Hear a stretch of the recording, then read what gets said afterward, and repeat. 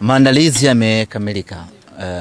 Tunaweza tukasema hivyo. Kukamilika kwake ni kwamba tumepata fursa ya kufanya mazoezi ya mwisho katika uwanja huu wa KMC, uwanja wa mechi yetu, na kila kitu kimekwenda vizuri. Nyota wetu wote wapo katika hali nzuri na wapo tayari kwa ajili ya mchezo wetu wa kesho. Wachezaji wetu wote wako tayari na wanafahamu umuhimu na thamani ya mchezo huu. Haijawahi kuwa nyepesi hata siku moja kucheza dhidi ya Dodoma Jiji.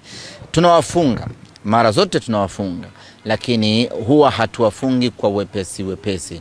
Tunawafunga kwa ugumu kweli.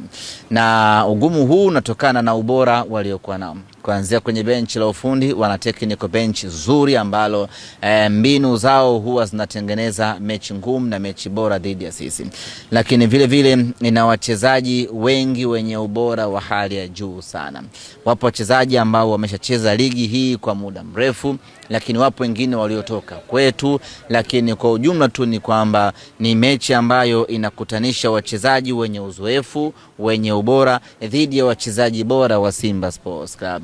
Katika mchezo wa kesho tunakwenda kumuona Kibu Dennis Prosper Mkandaji. Katika mchezo wa kesho tunakwenda kumuona Volcano Elim Panzu. Katika mchezo wa kesho tunakwenda kuwaona wote ambao tuliwakosa katika mechi ya TMA. Maana yake ni kwamba tunaingia katika mchezo wa kesho tukiwa tumejidhatiti kwa ubora wa wachezaji kwa 100%.